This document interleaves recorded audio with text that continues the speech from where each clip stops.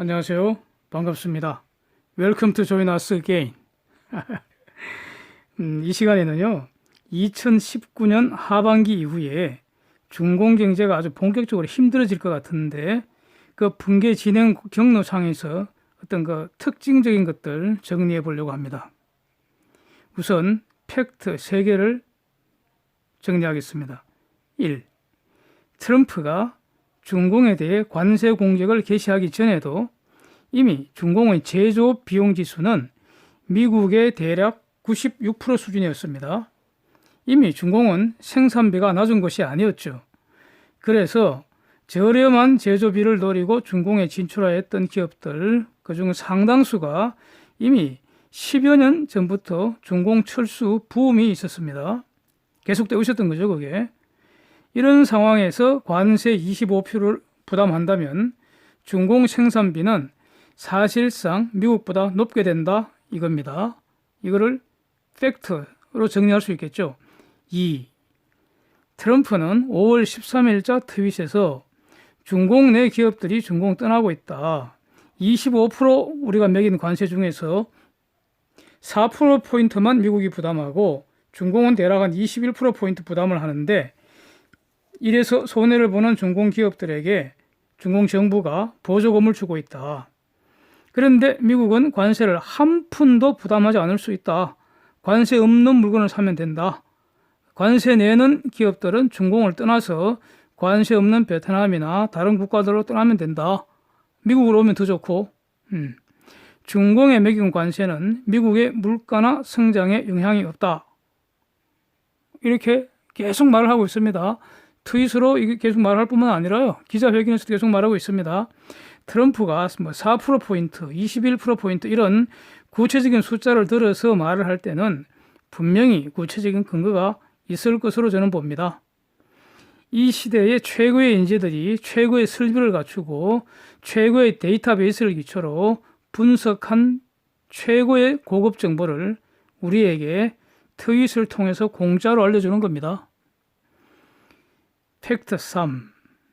지난주 한국을 방문한 트럼프는 한국의 주요 대기업 총수들을 별도로 모아서 미국 투자를 권유하였습니다. 엄청난 투자 여력을 가진 한국의 대표 기업들이 투자는 하고 싶어 하는데 한국에는 투자를 안 한다는 사실을 잘 알고 있는 것 같습니다. 아마도 한국보다 한국 정보를 더 많이 가지고 있을 수도 있는 미국입니다. 이들을 상대로 적극적으로 미국 투자를 권유를 하는 겁니다. 아마도 한국을 방문한 가장 큰 목적이 바로 이 대기업들에게 미국 투자 권유하는 것일 수도 있습니다. 솔직히 말해서 돈 되는 것은 기업 총수들 만나는 게 이것밖에 더 있습니까? 나머지는 만나봤자 이거 돈 될 거 없잖아요. 중공에 투자했다가 쪽박차고 험악하게 쫓겨난 롯데가 미국에 투자를 하자 백악관 오벌 오피스에 초대해서 환대하는 사진 한번 보십시오. 이 장면은 중공을 떠나 미국에 오면 이렇게 환영받는다는 점을 적극적으로 홍보하고 있는 것이라고 저는 봅니다. 트럼프가 노련하죠. 트럼프는 미국을 다시 위대하게 하는 방법 중에 하나로 세계 유수의 기업들을 미국으로 다시 회귀시키는 거, 이걸 선택한 것으로 보입니다. 그래서 법인세를 비롯해서 각종 비용 낮추고 규제를 혁파한 것으로 보입니다. 주요 국가별 제조 비용 지수를 보면 미국보다 비용이 낮은 국가는 중공이 위에서 본 96%, 멕시코 91%입니다. 한국은 미국의 102%로 제조 비용이 미국보다 한국이 더 높습니다. 멕시코도 USMCA가 본격 작동하면 비용 우위가 많이 사라질 겁니다. 그렇다면 미국에 투자하지 않을 이유가 있습니까? 미국에 투자해야 할 이유가 늘어나고 있잖아요.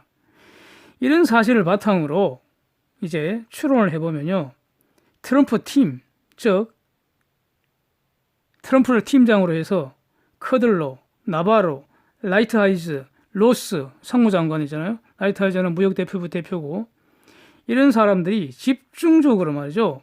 중공에 있는 미국계 기업 또는 글로벌 대표 기업들에게 야, 중공 떠나라. 응?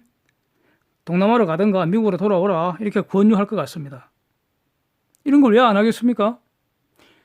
한국 기업들을 만나고 신동빈을 백악관에서 만나고 이것을 대대적으로 보도하는 것은 바로 이러한 홍보 수단인 거 아닙니까?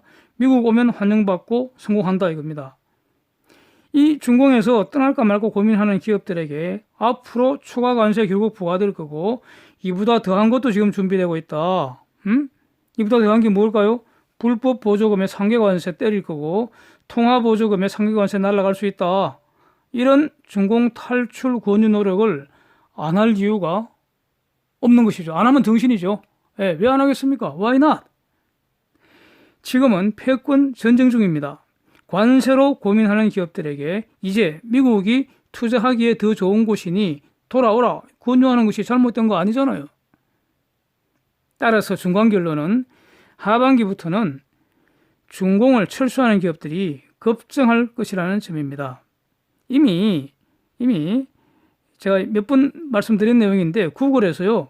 중국 철수 또는 중국 탈출 이런 비슷한 걸로 검색을 하면은 관련 기사가 차고도 넘칩니다. 글로벌 리딩 기업들도 철수 행렬에 지금 동참을 하고 있습니다. 중공 철수의 방법은요. 일부 철수 또는 전부 철수 이 중에 이제 섞어서 하겠죠. 중공이 붕괴가 되어도요. 중공 내수 시장은 여전히 존재를 하는 것이죠. 사람들이 살고 있는 한 시장 그 자체는 절대로 없어질 수는 없죠. 다만 여기 중공 내에 만들어서 수출한다고 할 때 문제가 발생한다는 것입니다. 또 중공 내부의 생산비도 이미 미국의 96% 수준으로 올라 있어서 굳이 중공에서 생산할 필요가 없고요. 인근 동남아에서 생산하여 중공으로 수출하는 것이 더 이익이 되는 그런 구조입니다.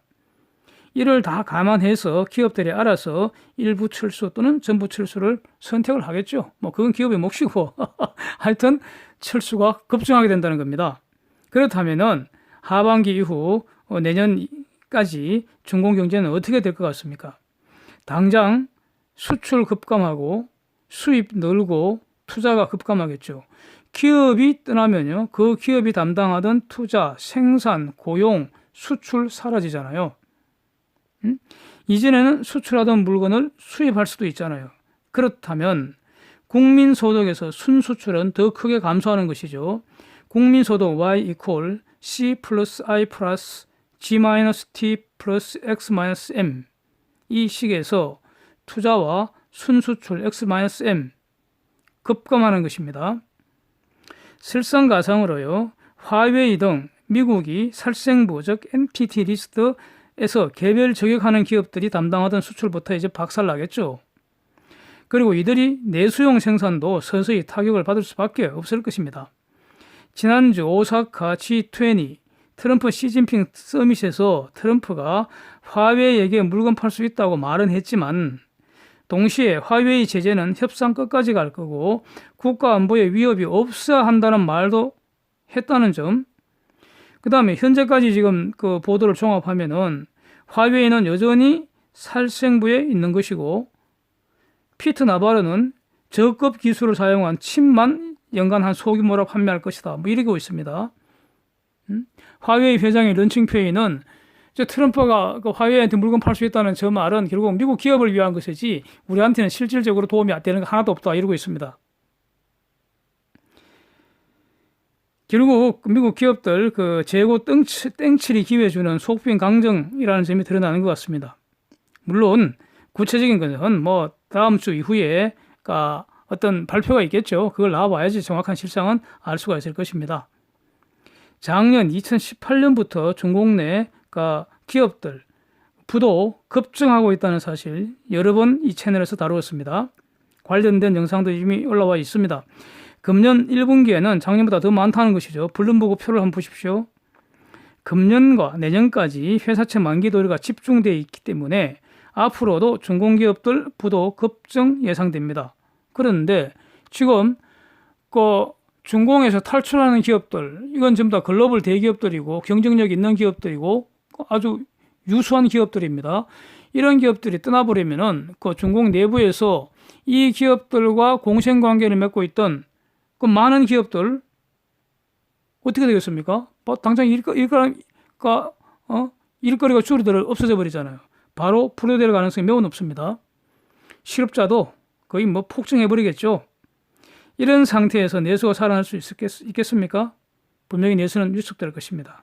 그렇다면은 Y는 C 플러스 I 플러스 G 마이너스 D 플러스 X 마이너스 M 여기에서 남는 것은 순정부 지출 즉 G 마이너스 T 뿐입니다. G는 Government Expenditure, T는 Tax입니다.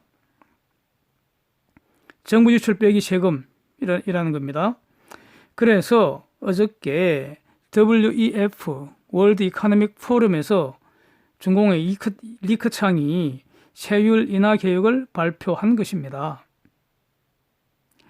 외국인 자금을 유치하기 위해서 금융기관 외국인 투자 한도를 완전 철폐하는 시기를 원래 2021년에서 내년으로 확 당겨버린 겁니다. 중소기업들 부도 사태 조금이라도 막기 위해서 지준율 인하한다는 것입니다. 그런데 지난 1분기 때도 지준율 인하하고 막대한 돈을 풀어서 인프라 투자하고 경기 부양책 사용했지만 이미 중공은 부채로 거품이 잔뜩 형성된 이 거품 경제라서 이전보다 훨씬 더 많은 부채를 동원해도 이전과 같은 효과 내기 힘들다는 겁니다. 그 다음에 지금 그 리크 창이 지준율 인하한다 이렇게 얘기하니까 어제 트럼프가 당장 트윗 날리잖아요. 환율 조작한다고. 맞습니다. 트럼프 말이. 지준율 인하해서 돈 풀면은 환율 올라갈 수밖에 없습니다. 유한환율.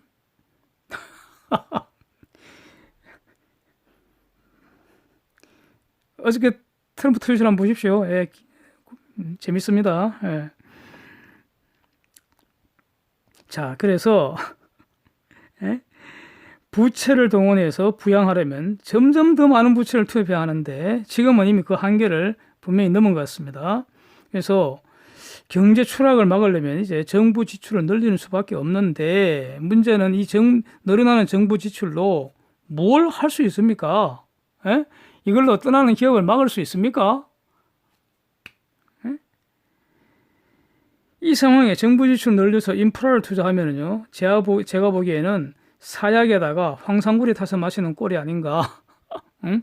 즉 독약에 극약을 더해서 마시는 꼬라지라는 겁니다. 그래서 결국 소득은 감소한다는 겁니다. 얘기가 길어졌지만 결론은 간단합니다. 소득 감소한다는 겁니다.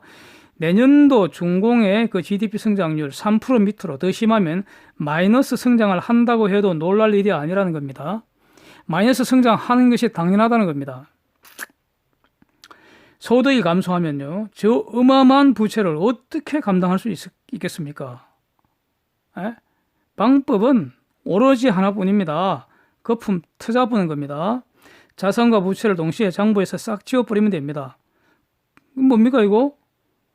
부도 처리하는 거죠. 부채에 책임 있는 자들은 다 거지가 되는 것이고요.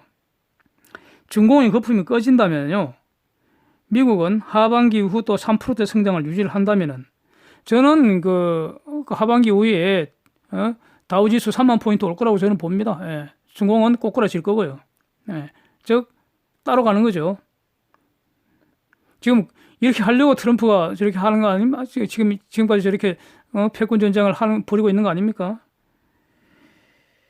그래서 지금 중공 GDP가 미국의 65% 수준인데 이게 미국 50% 밑으로 깔아놓는 것은 간단합니다. 거품 터져버리면 자산 부채 싹 지워버리는데 뭐. 예.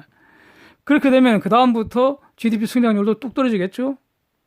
그래서 악몽은 여기서 끝나지 않고 상당 기간만 조금 더 지속된다면 4분의 1까지 쪼그라드는 거 가능하다 이런 것입니다. 이 외에도 지금 관련된 쟁점들이 엄청 많이 있는데요. 오늘은 여기까지만 하겠습니다. Thank you. See you again.